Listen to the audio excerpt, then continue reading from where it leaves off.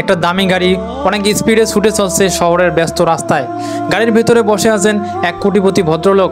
গাড়ির জানালা দিয়ে বাইরের দৃশ্য দেখছেন তিনি। হঠাৎই চোখে পড়ে এক দৃশ্য। ফুটপাতের এক কোণে রোদে পুড়ে ধুলোবালি মেখে একটা লোক ইটের উপর মাথা রেখে ঘুমাচ্ছে। এত গরমে এত আওয়াজের মাঝে কেউ কিভাবে ঘুমাতে পারে? ব্যবসায়ী ভদ্রলোক গাড়ি থামিয়ে নামলেন, ধীরে ধীরে হাঁটলেন লোকটার দিকে। পায়ে পায়ে এগিয়ে গিয়ে জিজ্ঞেস করলেন, এই যে শুনছেন? লোকটি চমকে উঠে বসলো, চোখ কচলাতে কচলাতে বলল, হ্যাঁ স্যার, কিছু হয়েছে? ব্যবসায়ী ভদ্রলোক বললেন, না না, কিছু হয়নি।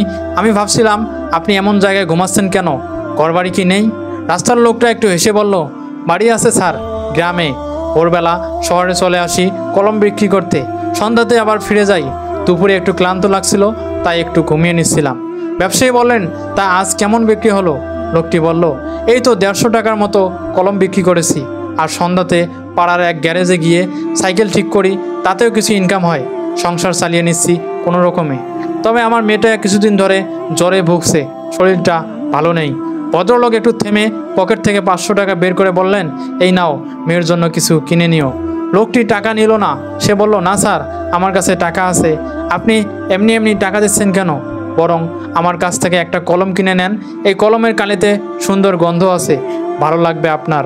ব্যবসায়ী অবাক হয়ে বললেন, তুমি সৎ মানুষ, এটা বোঝা যাচ্ছে। আর এই সততা আমার খুব পছন্দ হয়েছে, তাই আমি তোমাকে 50,000 টাকা দিতে চাই। তবে এমনি এমনি না, আমার কাপড়ের একটি দোকান আছে, সেখান থেকে তুমি কাপড় কিনে বিক্রি করবে। যদি দেখি তুমি মন দিয়ে কাজ করছো, তাহলে 3 মাস পর আরও 50,000 টাকা তোমাকে দেব। লোকটি বলল, কিন্তু আপনি আমাকে চিনেন না, এত টাকা আমাকে দিতে চান কেন? ব্যবসায়ী ভদ্রলোক এসে বললেন, আমি এই শহরের বড় ব্যবসায়ী, এই টাকা আমার কাছে তেমন কিছুই না, কিন্তু তোমার জীবনে এই টাকা অনেক কিছু বদলে দিতে পারে। আর একজন সৎ মানুষের পাশে দাঁড়াতে পারলে তাতেই আমার শান্তি লাগে। এরপর 1 বছর কেটে গেল। সেই লোকটি শহরের রাস্তা দিয়ে এখন আর পায়ে হেঁটে কলম বিক্রি করে না। এখন তার 3টি কাপড়ের দোকান, একটি গুডাউন, 4 চাকার গাড়ি, ফ্ল্যাট, এমনকি গ্রামের বাড়িতেও নতুন ঘর উঠেছে। সে এখন সফল, প্রতিষ্ঠিত এবং সম্মানিত। একদিন সেই ব্যবসায়ী ভদ্রলোক গেছেন ডাক্তারের চেম্বারে রুটিন চেক আপ করাতে। বসে আছেন, হঠাৎ দেখেন পাশেই বসে আছে এক চীনা মুখ, সেই বড়লোক ব্যবসায়ী। ব্যবসায়ী বললেন, এই যে ভাই, তুমি এখানে? লোকটি মুচকি হেসে ভদ্রলোকের পায়ে হাত দিয়ে সালাম করলো। বলল, স্যার, চেক আপ করাতে এসেছি। সুগার, প্রেশার, ঘুমের সমস্যায় সবই ধরেছে। ভদ্রলোক হেসে বলল, সে কি? যে কিনা 150 টাকাতেও নিশ্চিন্তে ফুটপাতে ঘুমাতে পারতো, এখন এত সম্পদ নিয়েও ঘুম হয় না?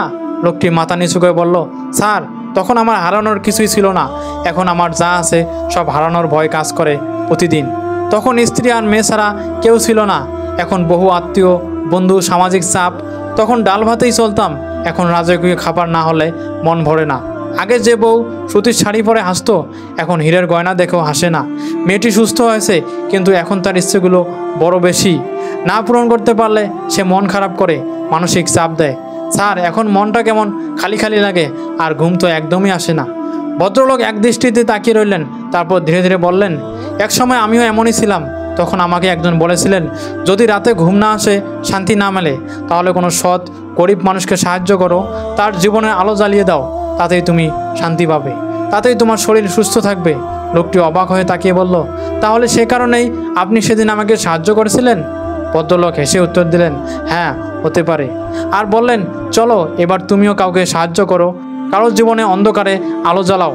সেই দিনটার পর আর একদিনও সেই মানুষটি নিজের দোকানে বসে থাকেনি। সে প্রতিদিন 1 ঘন্টা সময় রাখে শুধু ফুটপাতের দিকে তাকিয়ে থাকার জন্য। পকেটে রাখে কিছু টাকা, চোখে রাখে অসহায় সৎ মানুষের খোঁজে। যাকে যেভাবে সম্ভব তাকে সেভাবেই সাহায্য করে প্রতিদিন। কেউ বলে সে এখন কোটিপতি, কেউ বলে তার হাতে অনেক ব্যবসা, কিন্তু সত্যটা হলো সে এখন অন্যকে ঘুম দিতে পারে। আর সেই কারণেই আজ তার নিজের ঘুমও ফেরত এসেছে। এই গল্পের শিক্ষা হলো, জীবনে সম্পদ বাড়ে, সুযোগ বাড়ে, স্ট্যাটাস বাড়ে, কিন্তু শান্তি বাড়ে না। শান্তি আসে তখন যখন তুমি নিজের চেয়ে বেশি কারো উপকারে আসতে পারো। তুমি যখন কারো পাশে দাঁড়াও, তখনই তুমি সত্যিকারের বড় হয়ে ওঠো।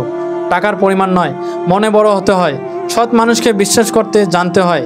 আর নিজের জীবনের সফলতা যদি অন্য কারো জীবনে আলো আনতে পারে, তাহলেই সেটা আসল সফলতা।